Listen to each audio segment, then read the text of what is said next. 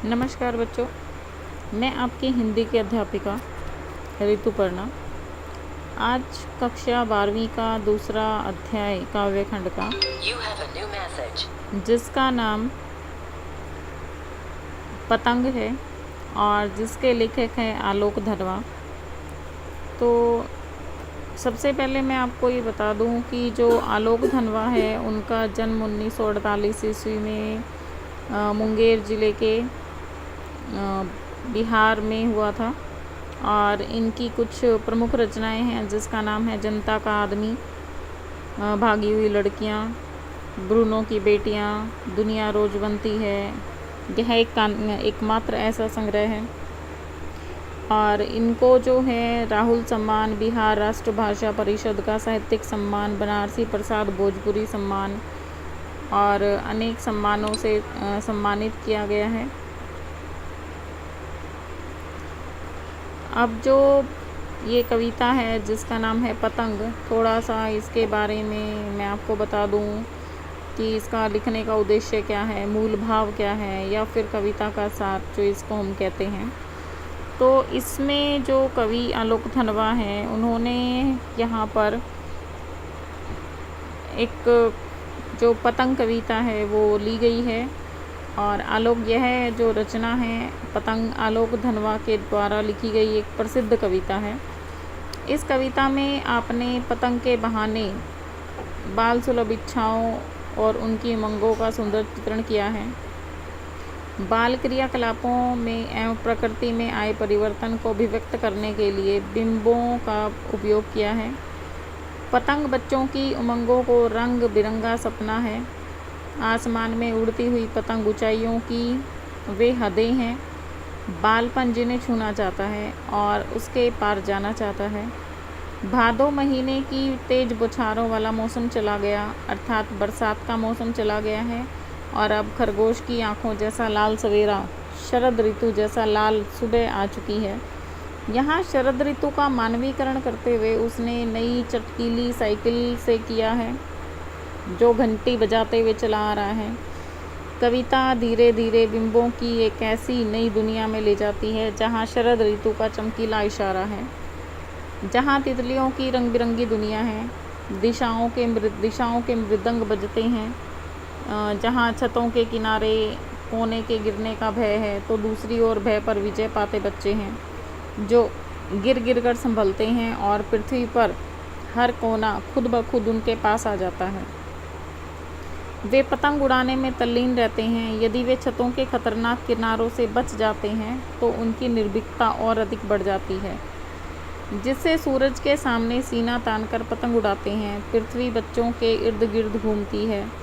वास्तव में बच्चे पतंगों के सहारे आकाश की ऊंचाइयों को छू लेना चाहते हैं और स्वयं पतंग के समान बन गए हैं और वे हर बार नई नई पतंगों को सबसे ऊंचा उड़ाने का हौसला लिए फिर भादों के बाद शरद की प्रतीक्षा कर रहे हैं।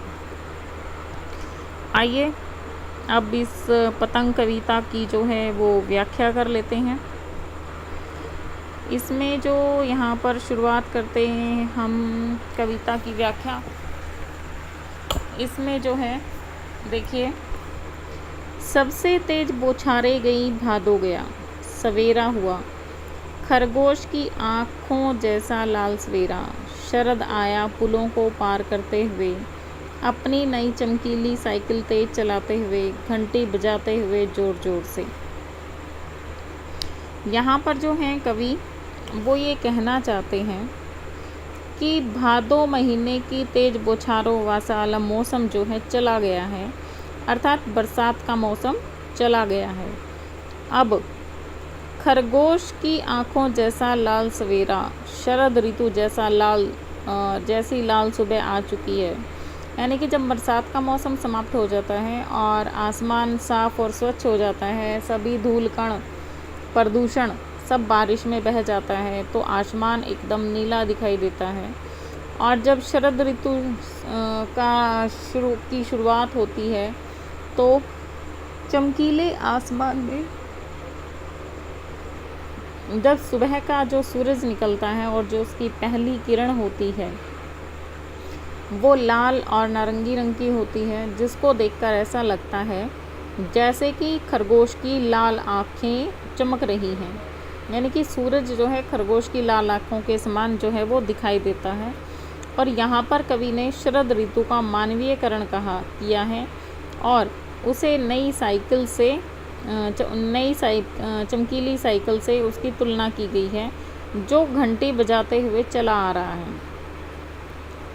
मौसम अपने चमकीले इशारों से पतंग उड़ाने वाले बच्चों के लिए आकाश इतना मुलायम कर दिया है कि वह मौसम साफ़ हो गया है। यानी कि बच्चों को जो है वो बच्चों के लिए आसमान इतना साफ़ हो गया है कि वो चाहते हैं कि वो अपने पतंग उड़ाएं। और जब सूरज जब चमकता है, प्रकाश जब होता है और तेज़ धूप जब निकलती है, सर्दी के मौसम की जो धूप जब निकलती है, मौसम सुहावना होता है, तो ऐसा लगता है जैसे कि वो अपने चमकीले इशारों से बच्चों को अपनी तरफ बुला रहा है और उनको जो है पतंग उड़ाने के लिए प्रेरित कर रहा है। आगे जो है कवि इस कविता में ये बताते हुए कहते हैं कि आकाश को इतना मुलायम बनाते हुए कि पतंग ऊपर उठ सके, दुनिया की सबसे हल्की और रंगीन चीज़ उड़ सके, दुनिया का सबसे पहला कागज़ उड़ सके, बांस की सबसे पहले कमानी उड़ सके और कि शुरू हो सके सीटियाँ, किलकारियों और तितलियों की इतनी नाजुक दुनिया। अब यहाँ पर जब मौसम साफ़ हो जाता है तो कवि जो है बच्चों को चमकीले इशारों से पतंग उड़ाने के लिए आकाश को इतना मुलायम कर देता है, साफ़ सुथरा स्वच्छ हो जाता है और मौसम साफ़ हो जाता है कि बच्चे दुनिया की सबसे हल्की रंगीन चीज़ पतला कागज़ का प्रयोग करते हैं और बांस की सबसे पतली कमानी का प्रयोग करके पतंग उड़ा सकें। इसके लिए मौसम उनके अनुकूल बना दिया गया है। यानी कि जो शरद का जो मौसम है उसने अपने आप को इस प्रकार से ढाल लिया है ताकि बच्चे उसके आसमान में आएँ और जो संसार का सबसे पहली हल्की चीज़, रंगीन चीज़ है, वो उसको आसमान में उसको उड़ा सकें। और आगे कवि कहते हैं कि ऐसी पतंगों को उड़ता देखकर बच्चे सीटियाँ और किलकारियाँ मारते हैं और इसके साथ ही इस मौसम से रंग बिरंगी तितलियाँ भी उड़ती रहती हैं, जिससे बच्चों की नाजुक दुनिया जो है दुनिया बहुत ज़्यादा नाजुक हो जाती है। जन्म से ही वे अपने साथ लाते हैं कपास, पृथ्वी घूमती हुई आती है उनके बेचैन परों के पास। जब वे दौड़ते हैं बेसुध, छतों को भी नरम बनाते हुए, दिशाओं को मृदंग की तरह बजाते हुए, जब वे पेंग भरते हुए चले आते हैं डाल की तरह लचीले वेग से, अक्सर छतों के खतरनाक किनारों तक उस समय गिरने से बचाता है उन्हें सिर्फ उनके ही रोमांचित शरीर का संगीत। पतंगों की धड़कती ऊंचाइयां उसे थाम लेती हैं महज एक धागे के सहारे। पतंगों के साथ साथ वे भी उड़ रहे हैं अपने रंध्रों के सहारे। अब यहाँ पर जो है कवि ये कहते हैं कि बच्चे जन्म से ही कपास जैसी कोमलता और लोचपन लिए हुए हैं। यानी कि अगर कोई कपास है उसको हम किसी भी रूप आकार में उसको ढाल सकते हैं, ऐसे ही बच्चों की तुलना जो है वो कपास से की है कि जिस प्रकार से कपास जो है कोमल होती है, स्वच्छ होती है, निर्मल होती है और उसको हम किसी भी रंग रूप में ढाल सकते हैं, उसी प्रकार से बच्चे का मन जो है कपास के समान कोमल होता है, जो लोचपन लिए होता है कि उसको हम जिस भी रंग रूप में, जिस आकार में, जिस भावनाओं में ढालना चाहते हैं हम ढाल सकते हैं। और धरती भी बच्चों के पीछे घूमती रहती है।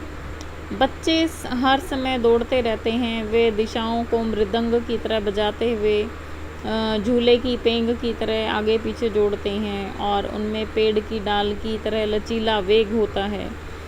जिस प्रकार से पेड़ की डाल में लचीलापन होता है, उसको कहीं भी हम हवा के झोंके से हवा के रुख में ही मुड़ जाती है, उसी तरह से बच्चे जो हैं पेड़ की डाल की तरह लचीले होते हैं। बच्चे पतंग उड़ाते समय इतने बेसुध होते हैं कि वे छतों के खतरनाक किनारों पर भी चढ़ जाते हैं और वे बच जाते हैं। केवल इस समय पतंगों को अधिक ऊंचाइयों पर ले जाने के लिए एक धागे के सहारे उनका ध्यान लगा रहता है, जिससे वे उन ऊंचाइयों तक पहुंच सकें। यानी कि वो पतंगों के धागों के सहारे अपने मन की इच्छाओं को भी आसमान में उड़ते हुए देखना चाहते हैं। यानी कि वो एक छोटा सा सहारा उनको चाहिए होता है, जिससे कि वो अपनी मंजिल को प्राप्त कर सके, अपने अरमानों को पूरा कर सकें। आगे देखिए, कवि जो हैं आगे क्या कहते हैं कि अगर वे कभी गिरते हैं छतों के खतरनाक किनारों से और बच जाते हैं, तब तो और भी निडर होकर सुनहले सूरज के सामने आते हैं। पृथ्वी और भी तेज घूमती हुई आती है उनके बेचैन परों के पास।